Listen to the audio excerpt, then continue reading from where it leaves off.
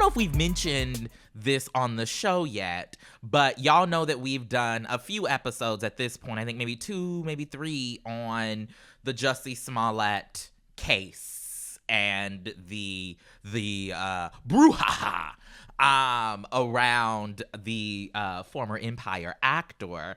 And there's a new documentary, professed alleged documentary, coming out from the folks over at Fox Nation, which is their streaming platform, that, you know, looks into the quote unquote hoax, and features interviews with the Osundairo, I believe that's how you say it, brothers, who allege that Jussie Smollett paid them to stage an assault against him. And we wanted to talk about this today because you and I have been, you more so than me at this point, because you're working on this, you know, documentary, as you just mentioned, have been, you know, let's just say a little bit more in tune with the realities of that case. Like, we've looked at court documents, we've done a lot of extra stuff as journalists, right? Because we wanted to, you know, peel back some of the layers. And so trailers for this new documentary came out this week, as well as trailers and promo for a podcast that the Osundairo brothers are promoting. And you had a very interesting, let's say, back and forth. I don't even know if it was a back and forth, but you tweeted something. Mm-hmm. The Osundairo brothers responded. Mm-hmm. And that is the foundation for the conversation that we are about to have. Go ahead, friend. Well, thank you for that. That was actually really good. It's like you're a journalist too. I appreciate the work there. So for quite a while, I have been struggling with this case because it's something that, you know, something in the buttermilk never was clean. And it's always been something that we've talked about on this show as being uncertain about what this is, what that was. Well, how come that? And blah, blah, blah, blah, blah. And really coming from both directions, to be clear. But the more that I've dug into this case and listened to, there's a podcast that came out that kind of dug into the case. There's various different evidence. Tre'vell has talked about the ways that we've kind of looked into court documentation and things like that. It is challenging to me because I see these Osundairo brothers coming out and talking about what they've done. And I want to be clear that we are decidedly not rolling the video of what they've said. We're not going to be linking out to any of the shit that they have out. Because they are carrying, y'all. They are carrying. I should say, like, the A segment title here in our script is The Osundairo Brothers Are Lying and Carrying, right? Right. I think it's important that I say, like, I've been working on this as a journalist with other investigative journalists who have been, like, going through the actual evidence. And there are a lot of things that are concerning in the evidence that are not a part of the public narrative. I just want to hit on a couple of things really quickly because I want to be able to get these things out. Number one, I don't think most people know that in this case, there are 3 witnesses that corroborate Jussie's story. Number one, Jussie was on the phone with a man named Brandon, who was his tour manager, who was out of town in Australia at the time, and was on the phone with Jussie as the attack happens. Jussie is on the phone with him in Subway. As you all know, he was getting a Subway sandwich right before this happened overnight. He's on the phone with Brandon. Brandon hears the entire attack happen, is still on the phone after it happens, and then tells the police later, I heard the attack happen. I heard what they said, the MAGA country things and all that, and corroborates that part of the story. There's another witness who is a woman who says that who tells police that she saw a white man in all black clothing with a white rope outside of the hotel where this happened. Minutes before this happened, she was out with her dog. There's also a third witness named Anthony Moore, who is a security guard. he's a security guard at that hotel area, and he's seen on video like walking through, checking the area, and the video cuts out. I want to be clear, there are 10 seconds of this video that are missing that we can talk about more in depth, because I'm sure this won't be the only time we ever talk about this, but like it's clear that the video has been edited to eliminate some of the things that would have been in it when we see these two men running by. I also want to show you I also want to say that these witnesses have come forward and said what they saw. Anthony Moore, the security guard, he says, one of them ran by me. I shined the light in his face, and I saw that he was a white man, which is another corroborating piece of evidence for Jussie's story, right? Jussie says that two white men attacked him and said that they told him this was MAGA country, and they poured bleach and other things on him, put a noose around his neck, etc. 3 different witnesses corroborate Jussie's story. This is frustrating to me because like it's not a part of the public narrative. I don't feel like anyone that I've heard talking about this story and talking about how Jussie did this and giving him donkey of the day and all this other type of shit, right? None of them are discussing the fact that there are witnesses in this case. The piece that frustrates me is when we think about this case specifically, we keep hearing that these Osundairo brothers are the ones that we should be concerned about, that they are the assailants, that they were paid and all of these other things, but they are lying, right? I'm going to show you a video right now that is from evidence.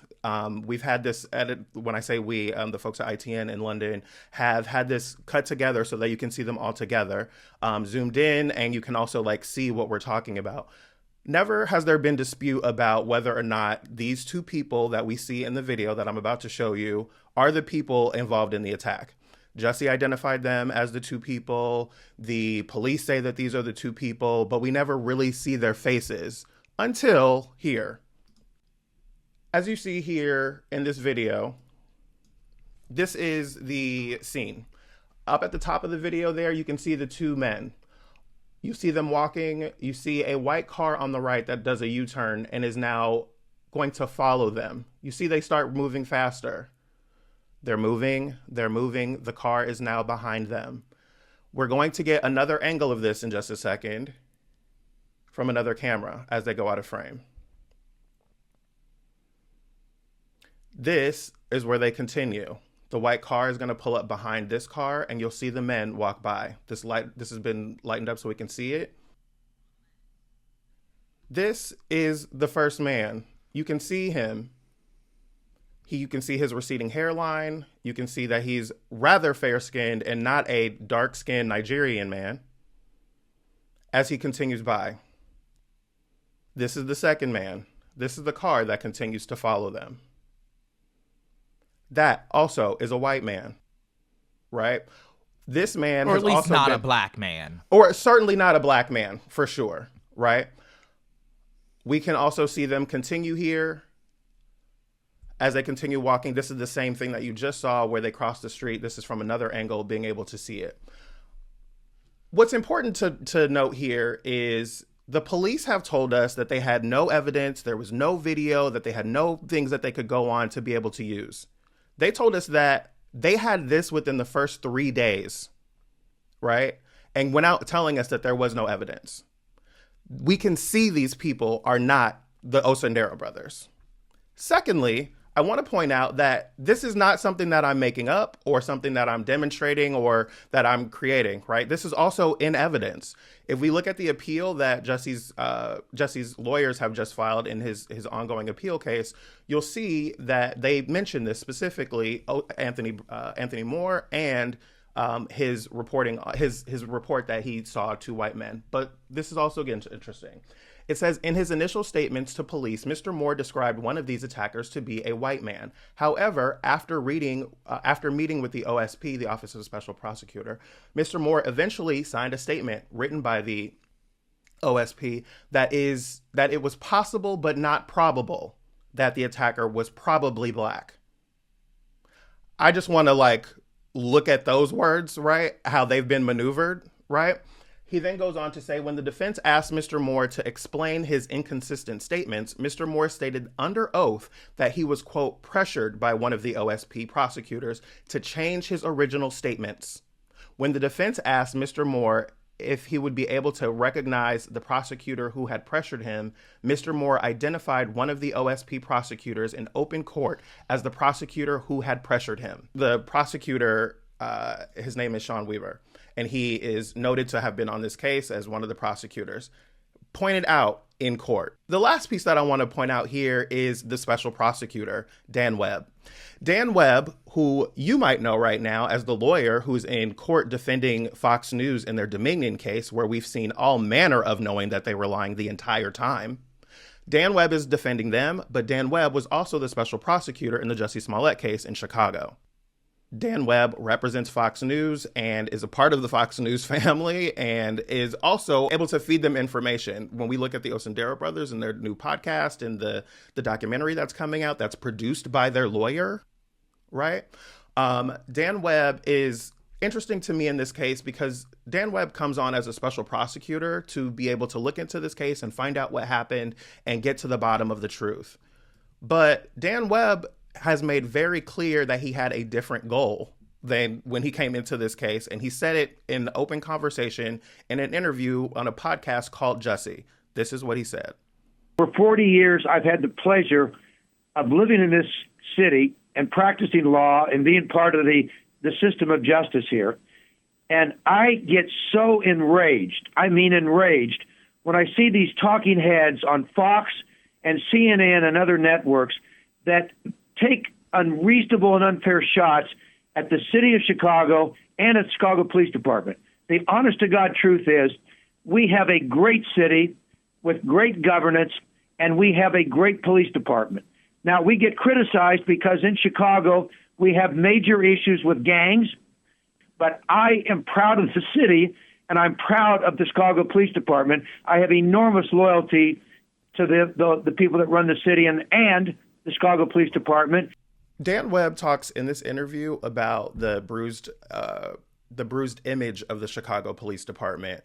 One important piece of this story that I don't think that we ever consider enough is that 11 days before this happened with Jussie in Chicago, this is the same exact police department that we were upset about, frustrated with, and calling out because of the Laquan McDonald case. Laquan McDonald is the young man shot in the street in Chicago by the Chicago Police Department. His murderer was found guilty in court and then sentenced to about 6 years in prison and got out just about a year and 1 month ago. That sentencing happened on one day, and the following day, the other officers involved in that case were found not guilty. Those two things happening in those 2 days were a big part of the conversation around the Chicago Police Department and the bruising of their image. And the following 11 days later, Jussie Smollett happens. This attack happens, and now we all believe whatever the Chicago Police Department has to say, because all of the narrative that is out in the public right now has been written by the Chicago Police Department. That's all I want to say about this, but I think that as we see these Osundairo brothers out here talking about what they did and quote unquote reenacting what they did with Jussie and all this other shit, like they were not there and they are lying. They want to be actors and they are acting. Well, we should, I think, the bits of information, right, from the evidence is important, right? And it's important for us to show that because we know that many of y'all listening and looking on probably have not heard of, those particular elements, right? But even more so, say that the evidence in and of itself, some of which Jarrett has just, kind of went through, if you look at these clips that are coming out from the documentary in particular, there's a clip that check out Jarrett's Twitter. Jarrett retweeted this clip, sharing his thoughts about it. But in the clip, it's the brothers basically going back to the, alleged scene of the crime and reenacting, walking through what they allegedly did and said, or were told to do and say, right? They say by Jussie to him. And it is the most, they are carrying the absurdest thing that I have ever witnessed, and it's very much so like, oh, y'all are carrying, like, y'all are playing games, like this is funny to y'all, and I think that to me, that alone is something that should, call into question, right, what is afoot here, not to mention, right, what you have already articulated about the recent history, right, of the Chicago Police Department as it relates to, issues of concern, and then the prosecutor information that you already mentioned. We'll include a link in the notes for everyone, again, to check out that investigative podcast where you played that clip from, because it was that podcast in particular that kind of, revealed a lot of things about the case to me. It's a great podcast. They do reenactments of the transcript of the case, which I think is also particularly telling about how this all went down. I also want to say, like, this investigative journalism is largely not me. Right. Shelley Stanley is an investigative journalist and has really dug into all of this evidence. She's interviewed in the podcast called Jussie. And Shelley is outstanding. I also want to shout out Abigail Carr, who is in Britain working with ITN, who, has compiled a ton of this evidence, who is responsible for that video. So I have been following this as a journalist and as a Black queer person, and as someone who tangentially knows Jussie and has had more conversation with him more recently. But it is important that I say that, like, these folks have done really, really incredible investigative journalism, and I'm really grateful for the work that they did. And the last thing I want to say here is that we're talking about a person and their life, right? Jussie Smollett is a human being, and the way that this case has been spewed across the internet, and the way that has been talked about by many Black folks specifically, right? But white folks have had their own field day with it, and a 5-part docuseries on their awful streaming network. But I think it's important that we're clear that we're talking about a person and their life and their family, and the people who are impacted by that are myriad. Right. And some of the people that are impacted by that are people that and watch and see on television and social media. But many of the people are people that Jussie loves and knows and cares about. And, like, this story being a lie in the way that it is has a real impact on real people's lives. And I think it's important that we think about that as we go forward, because we've seen too many cases where the media narrative about something has not matched the actual truth of the thing. If we look at the Britney Spears case and the way that we've just seen those documentaries come out most recently, Pamela Anderson has a new documentary out. There are plenty of different documentaries where we can see these celebrity stories and what the public narrative was and what we believed about it, and then what was true about it. And I can tell you that I felt guilty for my own part in those, right? And the ways that I fed into those narratives. I've talked about it on podcasts, or, I've questioned people and things like that. I felt guilty about that. And this is an opportunity for us to do it right. Yeah, I mean, I will just add and say, I don't know Jussie like that. And even in me not knowing him like that, like, I think I might have interviewed him once or twice. I actually was at, he did a performance at the Troubadour here in LA, in West Hollywood, a week after the incident in question. And so that I covered that. But it just, I encourage people to look into this information, check out that podcast in particular. If you like podcasts, you here, so you like a little podcast. So check out the Jussie podcast.